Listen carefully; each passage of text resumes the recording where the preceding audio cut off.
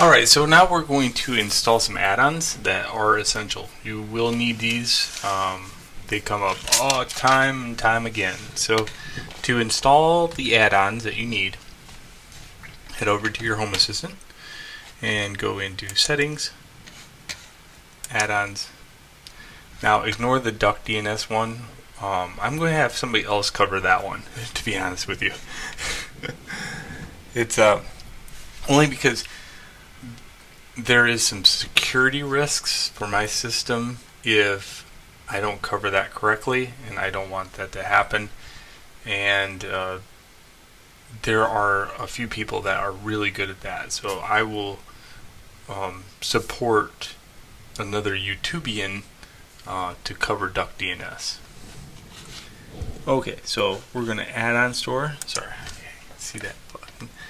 And we're going to look for a couple things here. So the first thing we need, we're going to go down and say missing add-ons, enable the advanced mode. Yes.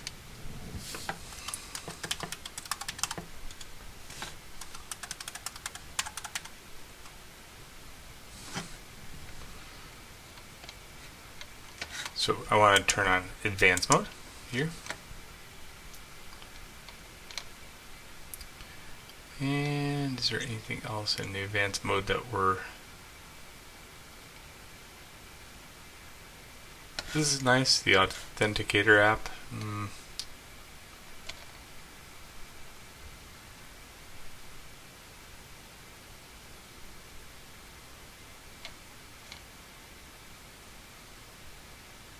Cool, should be good.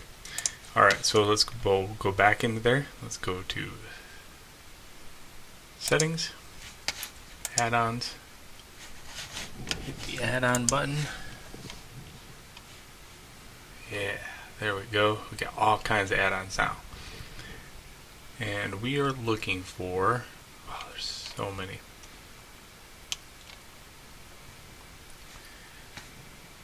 SSH terminal. Okay, let's get that one installed. We won't need it right away, but this will make it so we have a backdoor into the system to make changes to things, just in case.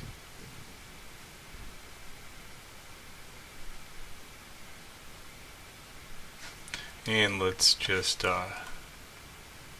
watchdog, auto update. Oh yeah, show and bar. Okay, so now I got it over here, and I should be able to click on it. Boom. Okay.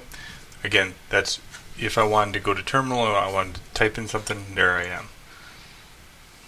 But I can access it from another SSH place.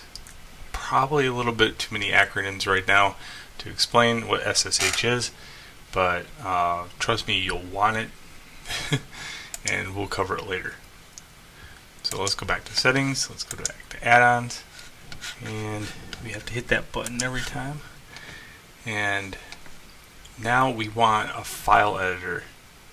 We're going to have two different file editors. We're going to have file editor and another one. So file editor, go ahead and install.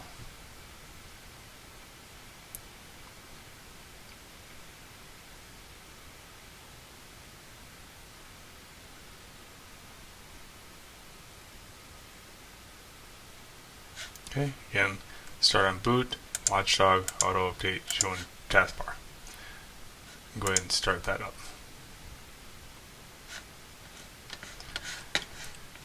And let's see, let's go back to settings, let's go back to add-ons.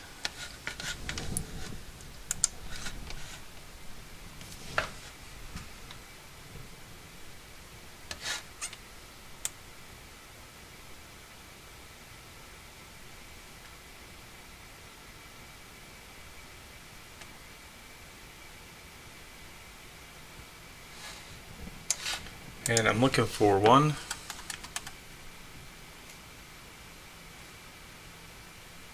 Visual Studio Code Viewer. Okay, go ahead and hit install. This is another way to edit code in here.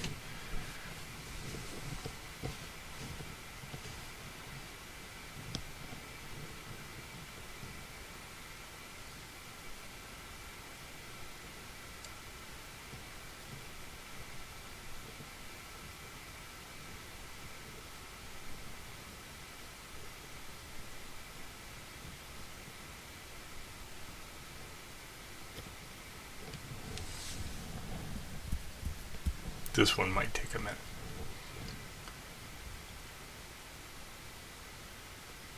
Cool. I'm just going to go to configuration, see if there's anything in here. Nope. Okay. So info, watchdog, auto update, show in sidebar also. Start. Okay, so I should be able to go file editor and bada. This one might not run just yet, but we're going to try it. If it does, we'll be good. Trust the authors. Yes, I trust the authors. Cool. And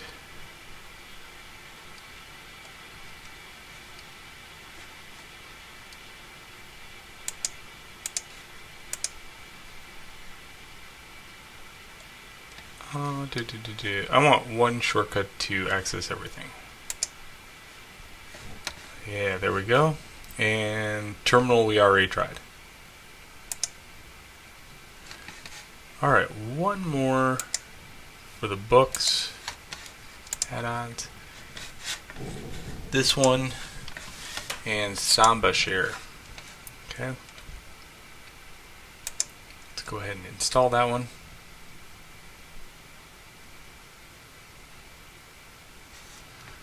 Watchdog, auto update, configuration. This is where I'm going to set this up later, but you put a username and password. Well, I guess it's mass, so let's do it.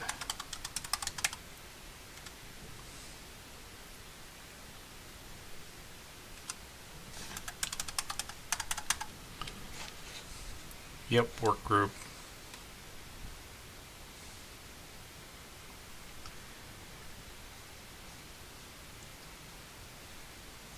And I'm going to put enable compatibility mode too. That'll make it so it's a little easier to grab into. So Samba Share will allow you to save files to it if you wanted to from a Windows or Mac machine.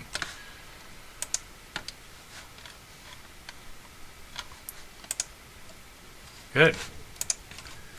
That one doesn't have a sidebar.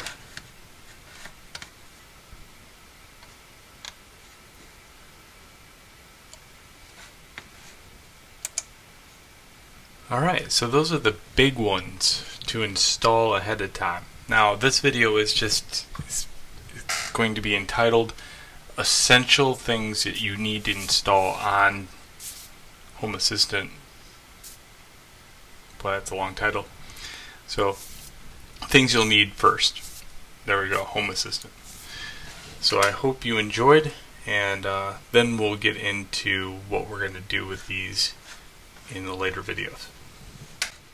Okay, so also before I go, this is the video. I'm going to put a link below, and this is going to give you access to DuckDNS. This guy is amazing. He does a really good job, and he is a security guy, so he's going to do it the right way.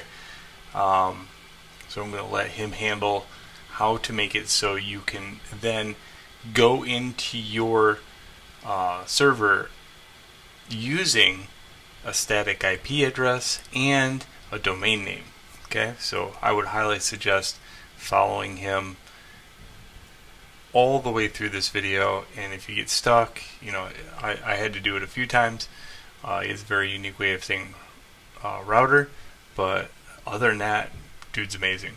Okay, so I'll put a link again to his video below, and that concludes this video. Alright, now that you have DuckDNS, one of the things that you can do is hook up your phone to Home Assistant the right way. So I wanted to go back and make sure that you did that. So if you followed that video, I'm going to add this onto that one more time before we part ways for the next video. So follow his directions to get to DuckDNS, and then you should be able to go like this and install Home Assistant. Okay? But in Home Assistant, it's going to ask you for the duck DNS version of it. Okay, and what that means is, I'll show you what that does. So here's my Home Assistant, right? It's everything that I have on the web browser that I've been showing you, but it's on my phone. So when I'm at work and I'm bored and I'm in a meeting and I want to like code, I can. Not that I do that. So what you do is, I don't know if I can log out now, but make sure it's the duck DNS variation, because here's why. Let's say I'm off my Wi-Fi. Okay, I'm off of it. No Wi-Fi. Cool. So let's close out all apps. I'm on my Wi-Fi and I go to Home Assistant now. See, it works even though I'm not on my Wi-Fi. So that means I can be anywhere in the world and integrate with my home. So that's why you use the duck DNS variation, is because you don't want it to be local to your network anymore. Very cool, right? So I wanted to leave you with that. Just make sure you do that before you move on to the next video. Alright?